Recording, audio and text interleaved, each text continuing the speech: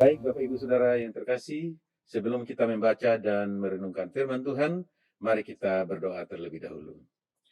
Bapa di surga, Bapa di dalam Tuhan Yesus, kami datang kepadamu saat ini ya Tuhan. Kami rindu supaya firman-Mu boleh menjadi bagian kami bersama dalam perenungan malam hari ini.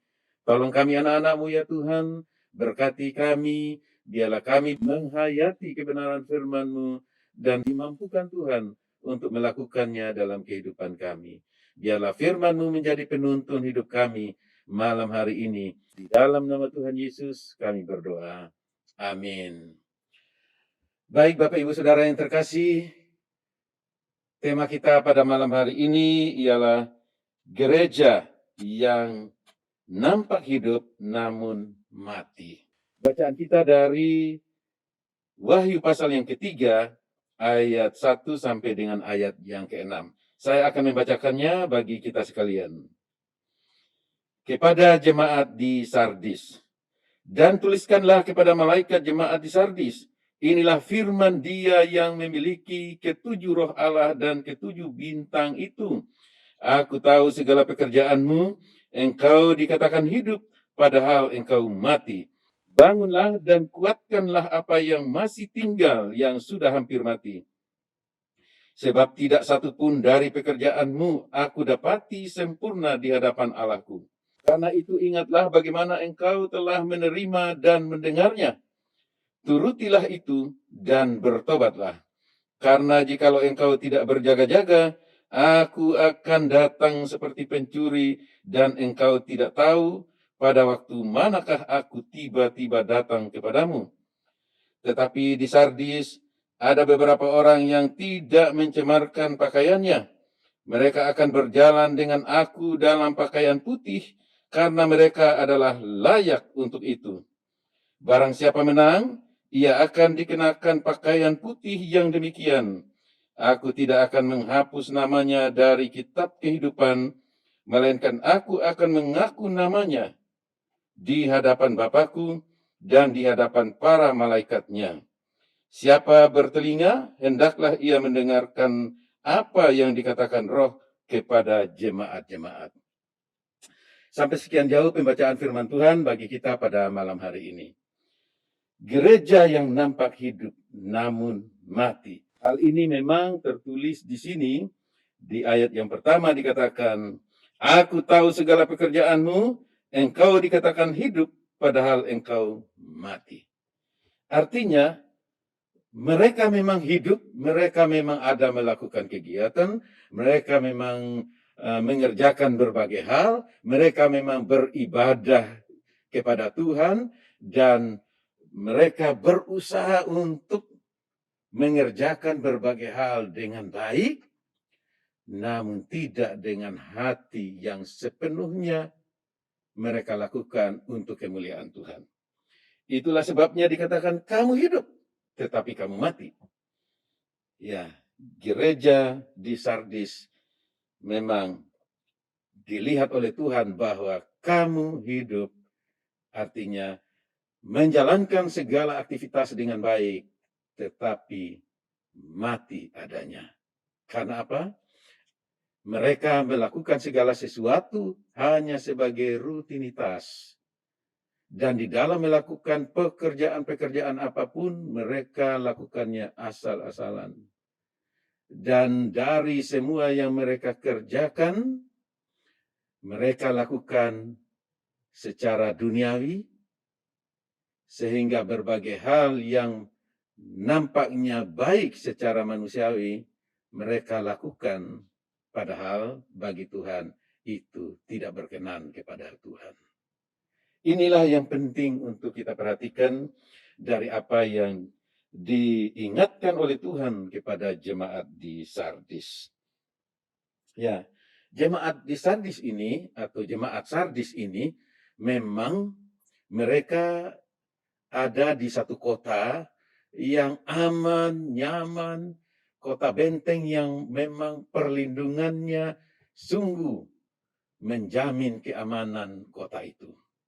Dan semua perdagangan masuk ke kota itu, semua hasil-hasil dari lingkungan-lingkungan kota itu masuk ke situ, dan memang perdagangannya cukup baik. Jadi mereka melakukan segala hal sudah seperti biasa saja, termasuk di dalam hal beribadah pun. Ya, jemaat di Sardis ini karena nyaman dan aman, memang mereka tidak punya pergumulan-pergumulan soal nabi palsu dan lain sebagainya, tidak ada. Bahkan soal penganiayaan pun tidak ada. Jadi mereka benar-benar aman dan nyaman. Nah, rasa aman dan nyaman ini membuat mereka lengah, sehingga mereka tidak melakukan apa yang benar di mata Tuhan. Asalkan bisa dikerjakan, asalkan bisa menghasilkan, entah caranya bagaimana, tidak peduli, yang penting ini kebiasaan ada di masyarakat, mereka ikut saja. Sehingga perbedaan dalam sikap, tindakan, tingkah laku, perilaku, itu tidak ada bedanya dengan masyarakat pada umumnya. Inilah yang diingatkan oleh Tuhan di sini, bahwa mereka ya sesungguhnya mati walaupun kelihatannya hidup dalam segala aktivitas mereka. Ya, Bapak Ibu Saudara yang terkasih, mengapa mereka dikatakan mati walaupun nampaknya hidup? Ini karena kehidupan mereka yang tidak melakukan kebenaran firman Tuhan dengan benar atau dari hati, ya. Walaupun ada yang mereka lakukan dalam hal beribadah dan sebagainya, tapi tidak dari hati, itu biasa saja, itu kebaktian biasa, atau itu perkumpulan biasa, atau itu ya suatu perkumpulan yang membuat mereka bisa senang-senang dan sebagainya, karena tidak ada rasa bersalah atau rasa bertanggung jawab kepada Tuhan. Nah, disinilah Tuhan mengingatkannya. Karena apa? Pada hakikatnya kehidupan orang percaya itu berada dalam peperangan rohani. Jadi, kalau kita baca keseluruhan dari kitab Wahyu, ini berbicara soal peperangan rohani menuju kepada akhir zaman. Dan peperangan rohani itu ada di dalam kehidupan orang percaya. Di mana orang percaya dituntut untuk hidup benar, untuk hidup mempraktekkan firman Tuhan, untuk hidup memberitakan kebenaran Allah, untuk hidup berbeda dari dunia ini, dan hidup yang memuliakan Tuhan dengan hati yang sepenuhnya diberikan untuk kemuliaan Tuhan. Nah, dalam peperangan rohani, iblis selalu berusaha untuk meninabobokan. Jadi situasi keadaan yang nyaman itu membuat mereka ya benar-benar merasa nyaman dan tidak lagi hidup menurut kebenaran Allah. Segalanya ada, ya, bisa melakukan apa saja, tidak ada yang salah, tidak ada yang mengontrol, semuanya dapat dilakukan. Dalam keadaan seperti ini, iblis yang senang, iblis yang tertawa, iblis yang menang, karena anak-anak Tuhan telah menjauh hatinya daripada Tuhannya. Karena anak-anak Tuhan tidak hidup dalam persekutuan yang dalam dengan Tuhannya. Inilah yang diingatkan oleh Tuhan Yesus di sini. Bangunlah dan kuatkanlah apa yang masih tinggal, yang sudah hampir mati. Sebab tidak satupun dari pekerjaanmu aku dapati sempurna di hadapan Allahku. Memang ada kegiatan, memang ada ibadah, memang ada pelayanan-pelayanan, tetapi semua hanya rutinitas. Ya, bagi kita sebagai anak-anak Tuhan juga di zaman ini, jangan sampai kita juga hidup secara demikian. Oleh karena situasi keadaan yang serba ada mungkin, jangan sampai kita terpesona dengan semuanya ini. Di masa pandemi ini banyak orang kesusahan, ya. Dan mungkin juga banyak orang melakukan berbagai hal untuk mendapatkan sesuatu dengan cara yang tidak benar. Ya. Tapi kita sebagai anak-anak Tuhan, kita harus tetap hidup dalam persekutuan dengan Tuhan, apapun keadaannya. Dan sekalipun mungkin sekarang sulit, tetapi dalam keadaan seperti itu, jangan sampai jauh hatinya dari Tuhan. Karena semua apa yang kita peroleh, yang kita miliki, dan hidup yang kita alami sekarang, itu semata-mata anugerah Tuhan, pertolongan Tuhan kepada kita semua. Bapak Ibu Saudara yang terkasih, mari kita melihat hidup kita berada di medan peperangan secara rohani. Iblis tidak melakukan perang itu terhadap kita dengan berbagai macam hal yang membuat kita kaget dan sebagainya. Tapi justru di dalam situasi keadaannya mungkin kita merasa tenang, merasa aman, merasa dipelihara, merasa diperhatikan oleh Tuhan, merasa ada. Justru di situ kita bisa kehilangan iman, kehilangan sikap, tindakan, tingkah laku, tutur kata yang benar di hadapan Tuhan. Dan kalau kita terlena dengan situasi keadaan kita, maka disitulah iblis menang dalam strateginya. Dan kita tidak tahu. Oleh sebab itu di sini dikatakan, bangunlah dan kuatkanlah apa yang masih tinggal, yang sudah hampir mati. Ya. Dan supaya kita bisa melihat pekerjaan kita, apa yang kita lakukan, kegiatan apa saja yang kita lakukan. Apakah kita lakukan itu di dalam Tuhan dan untuk menyenangkan Tuhan. Ini yang penting untuk kita perhatikan. Dalam ayat yang ketiga dikatakan, karena itu ingatlah bagaimana engkau telah menerima dan mendengarnya. Turutilah itu dan bertobatlah. Ya. Artinya kita sebagai anak-anak Tuhan, mari kembali melihat hidup ini berdasarkan firman Tuhan. Jalani hidup ini berdasarkan firman Tuhan. Jalani hidup ini dalam persekutuan yang indah dengan Tuhan. Lakukan itu.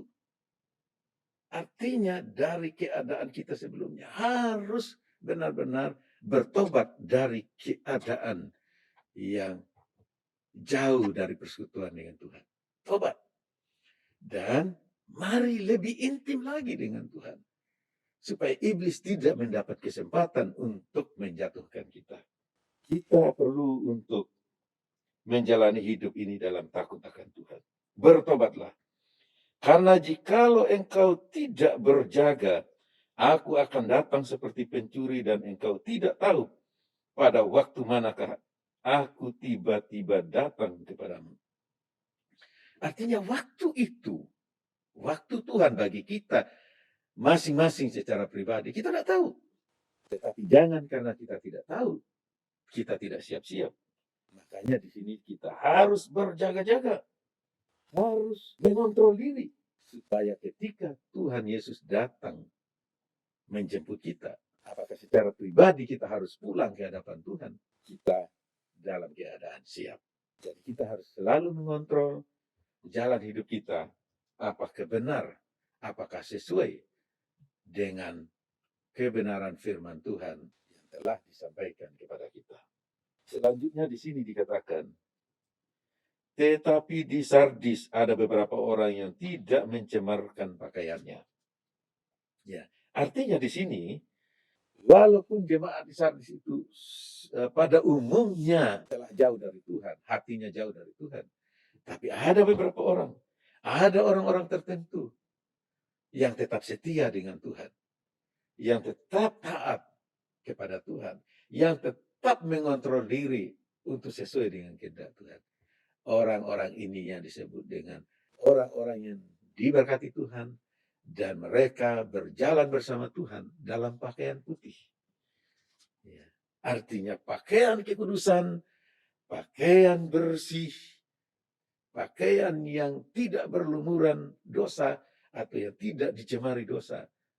Karena sudah dicuci bersih dengan darah Kristus. Artinya, mereka yang taat dan setia pada Tuhan pasti selalu ingat pada waktu mereka mengontrol atau mengevaluasi diri. Oh Tuhan, aku berdosa. Oh Tuhan, aku salah.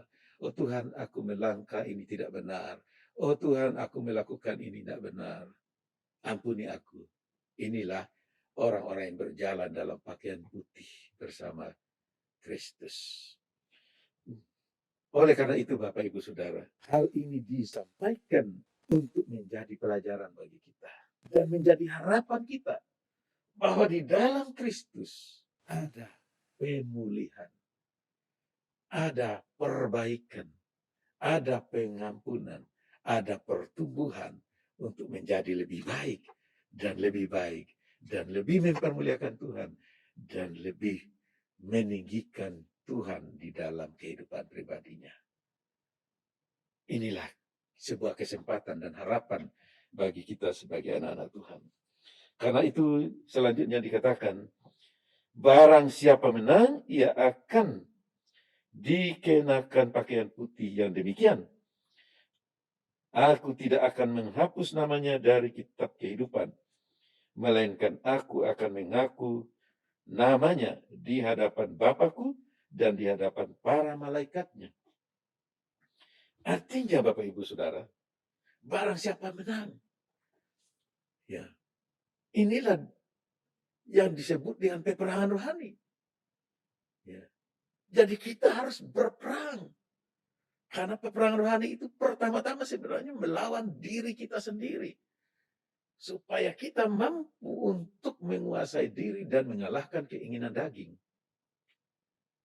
Dan ketika kita mampu mengalahkannya, tentu dengan pertolongan ya, Roh Kudus, maka kita dikatakan akan diberikan pakaian putih dan berjalan bersama Tuhan dalam menjalani hidup ini. Ya. Kita disiapkan pakaian putih, disiapkan pakaian kudus. Artinya kalau kita menang terhadap diri sendiri, menghadapi setiap pergumulan dan persoalan hidup, menjalaninya sesuai dengan kehendak Tuhan, itulah yang disebut dengan menang dalam pertarungan menjalani kehidupan ini. Karena itu, sebagai anak-anak Tuhan, marilah kita berjuang. Kita bukan memperjuangkan orang lain, tapi kita memperjuangkan diri kita sendiri. Kalau menolong orang lain, itu juga hanya bisa menolong, hanya bisa mendoakan, hanya bisa menasihati. Bukan kita yang berjuangnya. Tapi kita harus berjuang. Kita harus memperjuangkan diri kita. Dan barang siapa menang, dia akan diberikan pakaian putih. Dan namanya tidak dihapus dari kitab kehidupan. Ini memberikan inspirasi kepada kita bahwa kemungkinan nama kita dihapus dari kitab kehidupan itu, kemungkinan itu ada. Ya, tetapi Tuhan setia menuntut kita supaya nama kita tidak dihapus dari sana. Tapi kalau orang yang terus-menerus mau hidup dalam dosa, mau senangnya sendiri, ya, satu saat Tuhan akan biarkan dia untuk hidup dengan dirinya sendiri. Dan satu saat bisa saja dia ya diperalat oleh iblis dan menjadi alat iblis dan justru menjadi lawan dari kebenaran, justru menjadi lawan dari kesucian hidup anak-anak Tuhan. Ya, ini berbicara tentunya kalau sampai demikian itu berbicara murtad. Tapi Tuhan kita setia, sehingga walau bagaimanapun kita keadaannya, dia tetap akan menuntun kita untuk memandang kepada kemenangan itu. Ya. Dan yang terakhir ialah bahwa siapa bertelinga, hendaklah ia mendengarkan apa yang dikatakan Roh kepada jemaat-jemaat. Artinya, hidup kita ini bergantung pada kita. Mau dengar-dengaran pada firman Tuhan atau tidak. mau dengar-dengaran pada bimbingan tuntunan Roh Kudus atau tidak. Bergantung pada kita sendiri. Tidak bergantung pada orang tua, tidak bergantung pada teman atau sahabat, atau tidak bergantung pada Roh Kudus kan Maha Kuasa. Dia bisa menyetir aku. Sorry, Roh Kudus justru berduka. Dia tidak bisa buat apa-apa kalau kita selalu melawan dia. Mengapa? Karena kita punya hak independen terhadap diri kita sendiri. Dan karena kita diciptakan sepetase gambar dengan Allah. Oleh karena itu, Allah tidak pernah mau intervensi langsung terhadap diri kita. Terkecuali kita menyerahkan diri kepadanya dan dia akan bekerja di dalam kita.